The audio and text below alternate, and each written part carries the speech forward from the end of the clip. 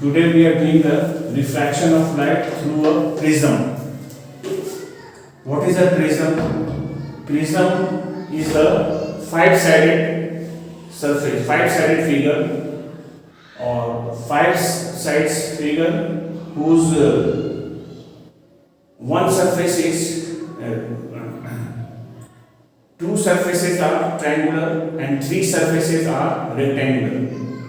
So prism is a solid having five surfaces, three of which are rectangular and two of which are triangular. Such a solid is called prism. When we draw prism in two dimensions in our paper, we will be drawing in the form of a triangle. This triangular surface is used for refraction. Triangular surface is used for refraction. So the refraction through a prism diagram will be looking like a triangle there in a piece of paper. Actually it is a solid, three-dimensional figure, and solid with the five surfaces, three of which are rectangular and two of them are triangular. So we keep the prism normally like this. Triangular surface will be at the base and at the top, and other sides will be covered with the rectangular surfaces. So a ray of light will be coming like this. Ray of light with the arrow. This is monochromatic light. Monochromatic is single color light. Monochromatic light. Monochromatic light is the light of single color, not the white light, because white light actually contains 7 colors. So we are not using white light. We are using a monochromatic light, that means single color light. This angle is called angle of the prism and denoted by A. Here we draw normal. Normal is perpendicular to the line like this surface.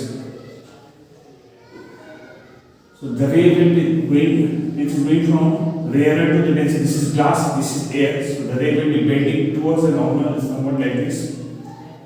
And now another normal will draw here. 2 times refraction will take place, 2 times. Then this ray will be going refracting away from the normal like this. So this is how we show the refraction through a prism. So here the angle will mark as I. This angle will mark as emergent angle of emergence.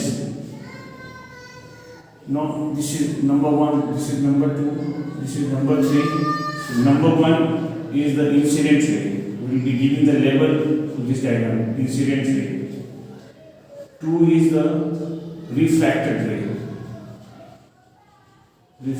ray, and 3 is the emergent ray. Now I is called angle of incidence,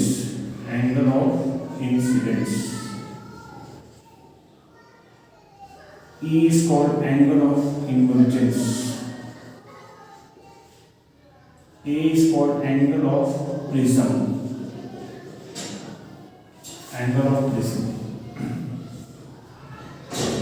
Here we show one more angle, that is called angle of deviation. This ray is deviating or bending with what angle? We will check that.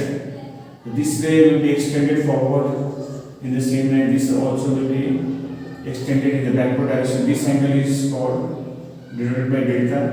And this is called delta. Delta means angle of deviation. We call it angle of deviation by a prism. Angle of deviation. So this is the label diagram of refraction through a prism. Incident ray, refracted ray, and the emergent ray. This angle is called angle of incidence. This is called angle of emergence. This angle is called angle of the prism. This ray and this ray, in case of prism, will never be parallel. Why they will never be parallel? Because these two surfaces are not parallel. If they are parallel, then this ray will also be parallel, which happens in case of a rectangular glass block. Last time I drew the diagram of a glass block. Two surfaces were parallel, that's why incident ray and the emergent ray were also parallel. But here this incident ray and this emergent ray will not be parallel. The reason is that they are not contained by the parallel sides. That is why there is an angle between these two. Previously, in the previous case, these two lines were parallel, so there was no angle between them. Incident ray and the emergent ray in case of rectangular glass block are parallel, so there is no angle between them. Angle of deviation was 0. But now in this case, these two lines are not parallel, that's why there is an angle between them. That angle is called angle of deviation. So this is a labeled diagram of refraction through a prism or through a glass prism. So this is what you have in your syllabus from this topic. Now, another thing you got to learn is difference between real image and virtual image. Real image and virtual image.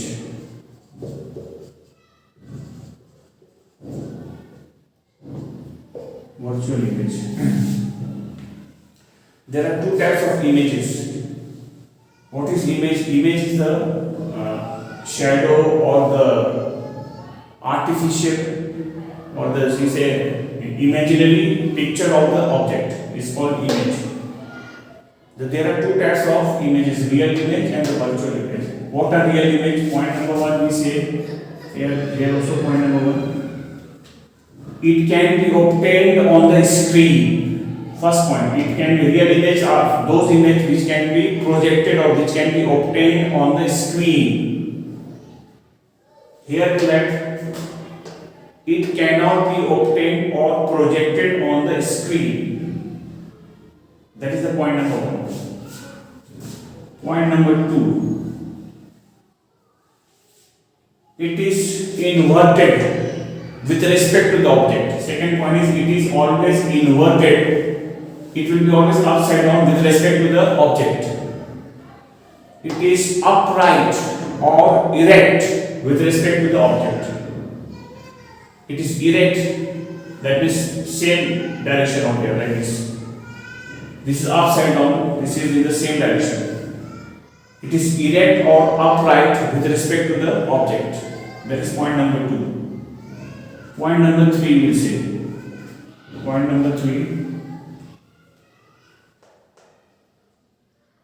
It is formed, this is real image, it is formed when the rays of light after refraction or reflection actually meet at a point, when the rays of light after refraction or reflection actually meet, that kind of image form is called real image. When the rays will be actually meeting, no dotted line used, the rays will be actually meeting this. There is no imaginary line or dotted line used. And here we write, it is formed when the rays of light after refraction or reflection appears to meet. They do not meet actually, but they will appear. They will be by imaginary line or by dotted line. They seem to meet at a point. So such an image is called virtual image. But always remember that the real image is what kind of image? Inverted image, and it can be obtained on the screen. Virtual image cannot be obtained on the screen, but the virtual image can be photographed. We can photograph both of them. This one photo we can obtain on the screen and we can take its photo. Virtual image is formed which is erect, cannot be obtained on the screen, but we can take its photo. For example, when you are standing in front of a mirror, that is plain mirror, looking mirror, which you use at home, you have your image there, you can always click a photo of that. That is, virtual image can be, both kind of images can be photographed. But virtual image we cannot obtain on the screen, whereas real image we can obtain on the screen. So these are the 3 points of differences between the real image and the virtual image. So please write it down in your copy notebook. So our today's lesson is this much. Next day I will be talking about the reflection through a spherical mirror, through a curved mirror, like concave mirror and convex mirror. So about that we have to learn. So your syllabus is short, so we are doing exactly according to the syllabus. So thank you for the day.